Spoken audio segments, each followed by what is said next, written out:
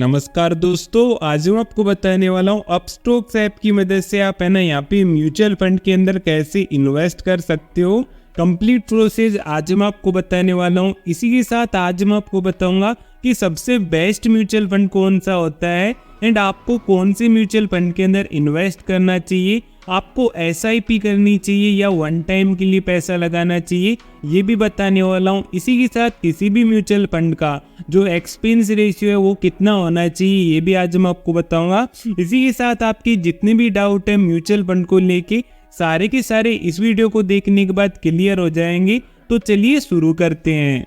तो देखो, सबसे पहले आपको अपस्टॉक्स ऐप है, इसको ओपन कर लेना। इसका जो इंटरफेस है कुछ ऐसा देखने को मिलता है। अब देखो यहाँ पे आपको क्या करना है, नीचे ना आपको एक डिस्कवर वाला ऑप्शन दिख रहा होगा, इस पे क्लिक कर देना है। इस पे क्लिक करोगे तो देखो कुछ ऐसा इंटरफेस आएगा आपके पास। इसके बाद आपको क्या करना है, नीचे थोड़ा सा स्क्रॉल करना है। मैंने जैसे किया है इसी तरीके से आपको नीचे की तरफ स्क्रॉल करना है। नीचे आपको ना यहाँ पे एक अलग से म्यूचुअल फंड वाला ऑप्शन देखने को मिलेगा, ये वाला। इस पे ना आपको क्लिक कर देना है। जैसे ही आप इस पे क्लिक करोगे तो आपका म्यूचुअल फंड का इंटरफेस कुछ ऐसा देखने को मिलेगा। इसके बाद देखो यहाँ पे ज़्यादा चीज़ें आपको देखने को नहीं मिलेंगी। यहाँ पे थोड़ा सा नीचे आपको स्क्रॉल करना है। नीचे स्क्रॉल करोगे तो यहाँ पे आपको टॉप है ना निफ्टी 50 इंडेक्स है, उसके फंड देखने को मिल जाएंगे। इनको आप चेकआउट कर सकते हैं। जैसे UTI का निफ्टी 50 इंडेक्स फंड है। उसके अलावा यहाँ पे स्क्रॉल करोगे तो और भी बहुत सारे आ जाएंगे। जैसे HDFC का फंड है, उसके अलावा SBI का फंड है। इस तरीके से ये जो टॉप फंड आपको देखने को मिल रहे हैं ये निफ्टी 50 जो हमारी इंडेक्स है उसकी बेस पे बने हुए हैं। उसके बाद आपको नीचे थोड़ा और स्क्रॉल करना है। नीचे स्क्रॉल करोगे तो अगर आप यहाँ पे टैक्स बचाना चाहते हैं तो यहाँ पे टैक्स सेविंग के आपको फंड देखने को मिल जाएंगे। इनको भी आप चेकआउट कर सकते हैं। टॉप फंड है ना यहाँ पे टैक्स सेविंग के देखने को मिलेंगे। उसके बाद यहाँ पे आपको थोड़ा और नीचे स्क्रॉल करना है। नीचे आप स्क्रॉल करोगे तो यहाँ पे ज़्यादा चीज़ें है नहीं। इसके बाद देखो आपको नीचे स्क्रॉल करके आ जाना है। अब आपको क्या करना है, यहाँ पे देखो व्यू ऑल फंड कैटेगरीज वाला जो ऑप्शन दिख रहा है ना, इस पे आपको क्लिक कर देना है। जैसे ही आप इस पे क्लिक करोगे कुछ ऐसा ऑप्शन आएगा।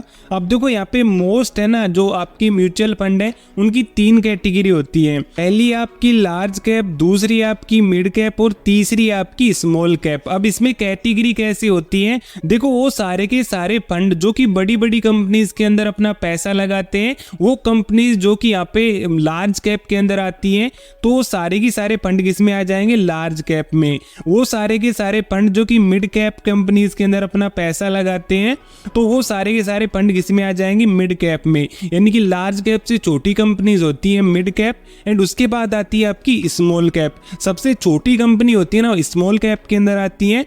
और ये जो फंड होते हैं ये सबसे ज्यादा छोटे होते हैं। और इसके अंदर एक और खासियत मैं आपको बता देता हूँ, जो आपकी मिड कैप और स्मॉल कैप फंड है ना, इनके अंदर आपको रिटर्न ज्यादा देखने को मिलता है। अगर आप चाहते हैं कि मेरा कम दिन के अंदर ही ज्यादा पैसा बने म्यूचुअल फंड के थ्रू, तो आप यहाँ पे म्यूचुअल फंड है ना मिड कैप एंड जो स्मॉल कैप की फंड है ना, इनके अंदर इन्वेस्ट कर सकते हैं। क्योंकि आपको पता होगा small cap and mid cap के अंदर छोटी कंपनीज आती हैं, तो उनकी ग्रो होने के चांसेस ज्यादा होते हैं और यहाँ पे रिस्क भी ज्यादा होता है, क्योंकि डूबने के चांसेस भी यहाँ पे ज्यादा होते हैं। तो अगर आप यहाँ पे ज्यादा रिस्क लेके ज्यादा रिटर्न चाहते हो तो इन वाले म्यूचुअल फंड के अंदर इन्वेस्ट कर सकते हैं। एंड लार्ज कैप के अंदर क्या होता है, बड़ी कंपनीज होती है, ऑलरेडी वो ग्रो हो चुकी है, तो क्या ही वो ज्यादा ग्रो होंगी। वैसे तो रिटर्न इसके अंदर भी मिलता है ठीक ठाक, लेकिन अगर कंपेयर किया जाए मिड कैप और स्मॉल कैप से तो यहाँ पे काफी कम आपको रिटर्न देखने को मिलेगा लार्ज कैप के अंदर। तो यहाँ पे मोस्ट 3 कैटेगरी के अंदर आपकी म्यूचुअल फंड आते हैं।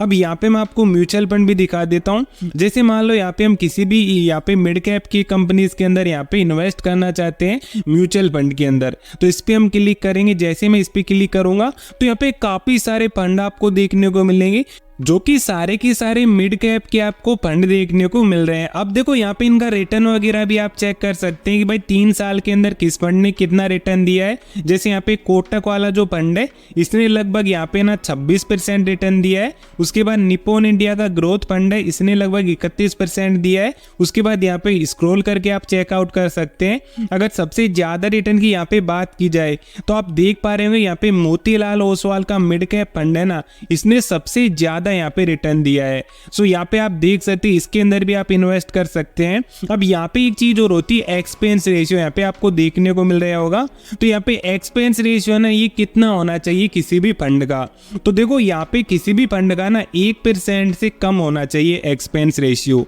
तो यहाँ पे आप देख पा रहे हो सभी फंड का लगभग है ना यहाँ पे आपको 1% से कम देखने को मिल रहा है। तो यहाँ पे ये सारे के सारे काफी अच्छे फंड है। अब यहाँ पे इन्वेस्ट कैसे किया जाता है, जैसे मान लो हम किसी भी फंड में यहाँ पे इन्वेस्ट करना चाहते हैं, जैसे मान लो मोतीलाल और ओसवाल का जो ये वाला फंड है ना, इसमें हम इन्वेस्ट करना चाहते हैं, तो इस पे हम क्लिक करेंगे। जैसे हम इस पे क्लिक करेंगे तो कुछ ऐसा इंटरफेस आएगा। इसकी काफी सारी डिटेल्स यहाँ पे आपको देखने को मिल जाएंगी, जैसे इसका चार्ट देखने को मिल जाएगा।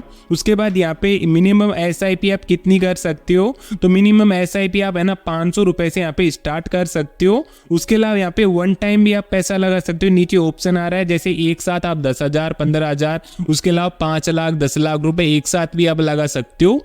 उसके बाद यहाँ पे ना और नीचे आप स्क्रॉल करोगे तो इसकी और भी डिटेल्स आ जाएंगी। एंड उसके अलावा यहाँ पे एक और चीज मैं आपको बताना चाहूंगा, तो यहाँ पे ज़्यादा चीज़ें हैं नहीं, यहाँ पे एक चीज़ मैं बताने की बोल रहा हूँ, जैसे कंपेयर फंड, मतलब इससे रिलेटेड जो भी मिलते जुलते फंड है यहाँ पे आपको देखने को मिलेंगे, तो इनको भी आप चेकआउट कर सकते हैं। अब देखो यहाँ पे वन टाइम आपको करना है या SIP करनी है, दोनों में से आपको नीचे क्लिक कर देना है। जैसे मान लो हम यहाँ पे SIP करना चाहते हैं तो मैं SIP पे नीचे क्लिक कर दूंगा।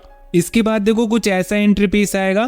तो यहाँ पे मिनिमम इन्वेस्टमेंट कितनी थी यहाँ पे SIP की, 500 रुपये। सो यहाँ पे मुझे 500 रुपये डाल देने हैं। जैसे यहाँ पे हम 500 रुपये की SIP करना चाहते हैं हर मंथली, तो यहाँ पे मैंने 500 रुपये डाल दिए। उसके बाद है ना नीचे आप यहाँ पे शेड्यूल भी कर सकते हो अपनी तारीख को, जैसे कितनी तारीख को आप SIP करना चाहते हो महीने की। जैसे यहाँ पे हम इस पर सेलेक्ट करेंगे, नीचे आपको शेड्यूल वाला ऑप्शन दिख रहा होगा, ये वाला, इस पे क्लिक करोगे। जैसे ही यहाँ पे इस पे क्लिक करोगे तो कुछ ऐसा इंटरफेस आएगा। यहाँ से आपको तारीख सेलेक्ट कर लेनी है भाई, और महीने की कौन सी तारीख को यहाँ पे SIP करना चाहते हो। जैसे मैं यहाँ पे 1 तारीख पे क्लिक करता हूँ, नीचे कन्फर्म डेट पे क्लिक करूंगा, अब अपडेट हो चुकी है। अब देखो अगर आप SIP करना चाहते हो तो नीचे कंटिन्यू वाला ऑप्शन है, इस पे क्लिक कर देना है। इसके बाद यहाँ पे आपको कन्फर्म बाय पे क्लिक कर देना है।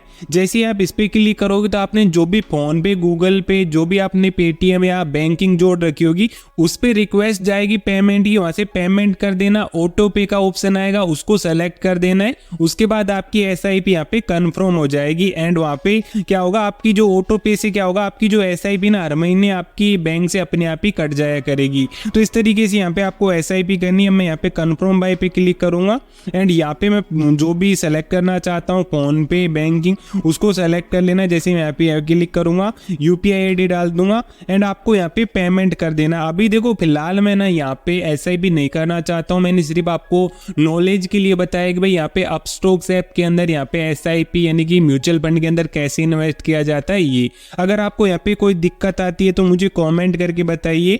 बस आज के लिए इतना ही, मिलता हूँ नेक्स्ट वीडियो में, तब तक के लिए बाय बाय।